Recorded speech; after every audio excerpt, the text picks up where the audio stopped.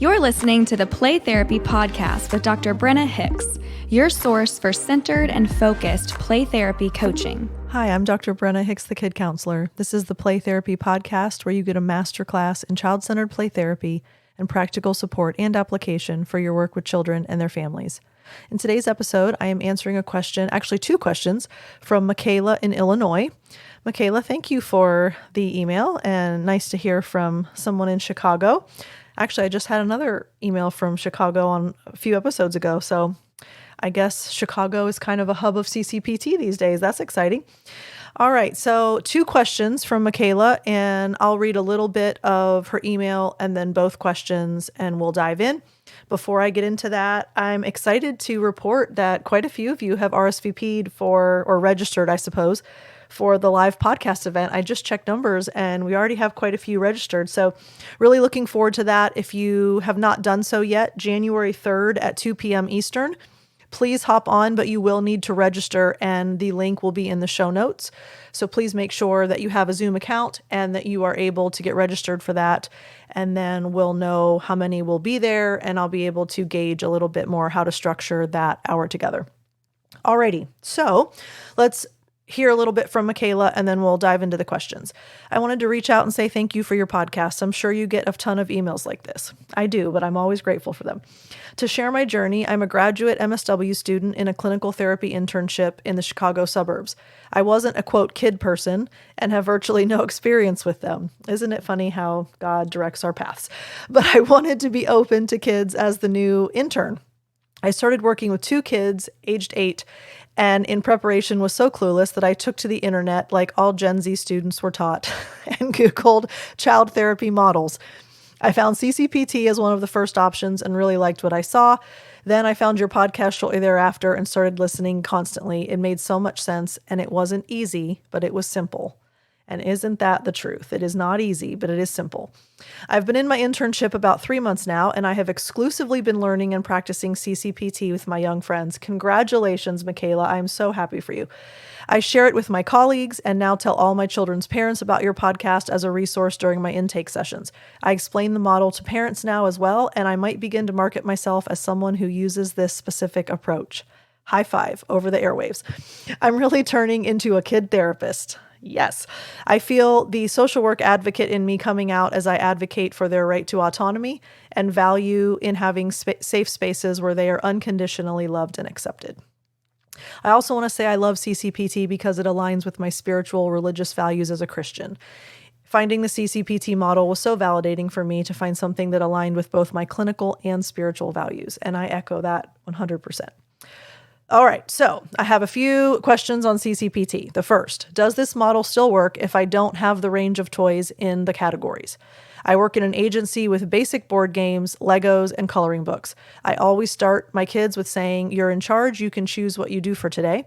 But I don't have any of the toys that fall into the categories and themes you describe or a playroom. Will the model still work? Short answer, yes. So let's dive into this a little bit. It is actually quite common to not have a fully equipped playroom, to be in a very small space that was an afterthought. Oh, you can have this janitor's closet, and I'm not making that up. I've actually had clinicians that have let me know that they were given a janitor's closet to make into their playroom. And in many environments, there is not a fully equipped playroom, that there is not a permanent playroom, and or it's not fully functional in the way of having the 3 categories broadly represented and all of the things that we would like to see. However, the beauty of children and their play is that they will use what they have. In other words, whatever they do have access to, they will make it work. Let me tell a really quick story because I think this will illustrate the point. I don't know how often I've talked about this, but I taught English in Honduras for quite a few summers, and I would say a large chunk of my heart is still there. I have such a special place in my heart for Honduras and the people and the country and the culture and all of it. So really, really special to me. And I have vivid memories. And we were in very rural, mountainous, small villages, no electricity, no plumbing. The water literally was piped with a pump straight from the river to the shower head, and you could only wash like one part of you at a time because the water was so cold. You like didn't want to be in the stream of water. You could not flush toilet paper. There was no electricity. We ate off of the land around us. I mean, it was about as poor third world, rural, mountainous village that you can imagine. And I'm telling you that to say, the very first time that we pulled into this town, by the way, if any of you are from Honduras or have been to Honduras, it was the tiny little town of Conchillas. And we pull in, and these are extremely impoverished families. Dirt floors, ramshackle huts, many without solid roof on the home, just as poor gets. And kids had found an old bike rim. So think of a bike tire, the old rim. So you know that the tire was long, flat, and ruined. So removed from the frame. And they had 2 sticks, and they were running barefoot down the dirt road, rolling the tire rim, holding 2 sticks so that they could keep the tire balanced as they chased it down the hill and it rolled. And I remember thinking, I was not a play therapist at the time. Well, had never even heard of play therapy. And I remember thinking, kids will come up with ways to play, no matter how little they have. And then another illustration that I think about is when you give a child a present and they play with the box more than they play with the toy. Like you get a new refrigerator and they will play in that refrigerator box for 8 weeks because it can be a fort and a rocket ship and an airplane and a boat and whatever else. And you go, why do I buy toys when they will just have so much fun with this box? It's creative, imaginative play, and it's making do with what is available.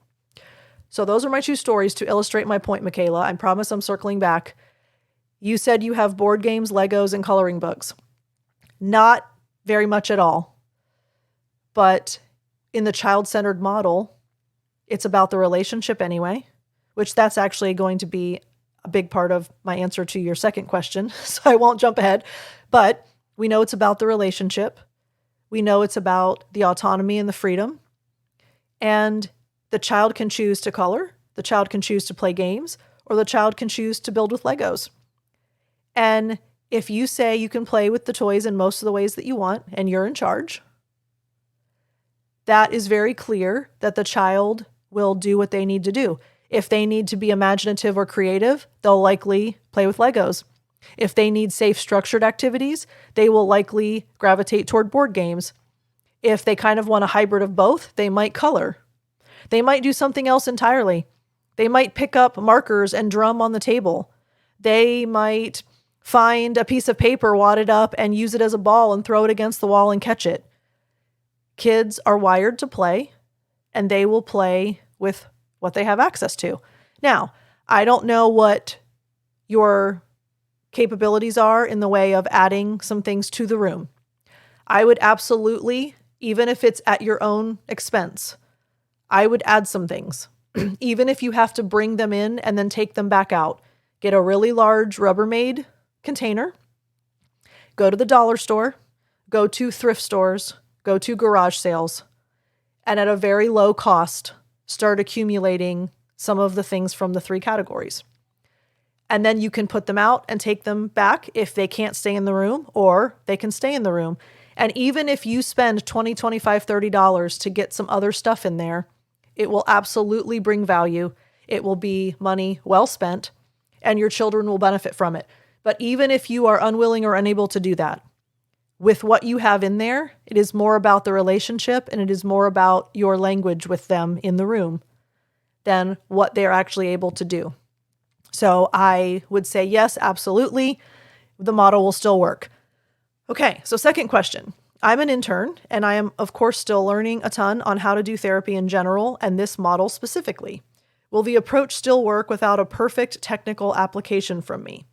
I'm trying to be open and trust the process and tell parents to trust the process, but I do wonder if I'm actually doing what I think I'm doing and if I should be confident in that or change my therapeutic approach.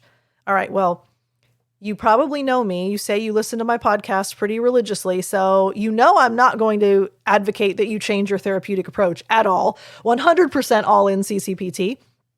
However, you are trying to be open and trust the process. That's what you need to do. It's what is a necessity in this scenario. And you communicate that to parents as well. I wonder if I'm actually doing what I think I'm doing. Well, I'm not sure what you think you're doing, but I will say this. If you think that you are all in on CCPT and you are building and maintaining and preserving a relationship with your clients, and you are staying adherent to the model as much as you know it, if you think that's what you're doing, then you absolutely trust the process and you are patient. And will this still work without a perfect technical application for me? Let's be really clear and really real. There's not a one of us, myself included, that has a perfect technical application of this model at every minute of every session that we have with kids. Not a one of us. So are there varying degrees of imperfection among us? I'm sure. But none of us are perfect at this, and we don't have to be.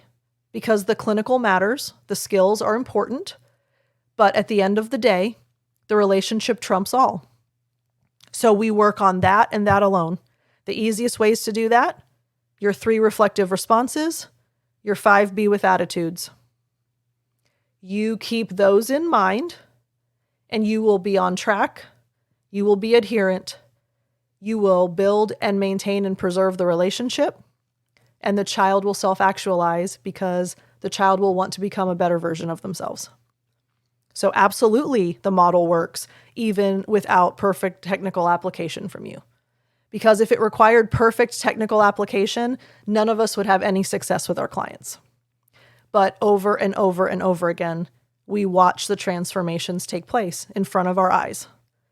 So it is more about the relationship than anything else. Mikayla, focus on that. The relationship is the most important piece of what we do. You stay really, really clearly attuned to that. The things that we want to see happen will happen. Mikayla, thank you so much for the question. I hope that that was helpful for all of you. Actually, both questions. And we are always trying to keep in mind through every single day, every single hour in a playroom, we're trying to keep in mind why we do this.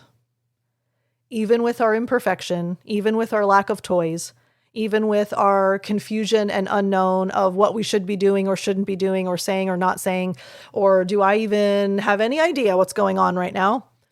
In the midst of all of that, we're doing this to provide a space for kids that need to be unconditionally loved and accepted. The relationship, the environment, the time, the tools, and the opportunity. If those are present, the miraculous change takes place. And that is why we trust the process, because we know that that is true. So if we remind ourselves of that, we can get through a lot of unknown.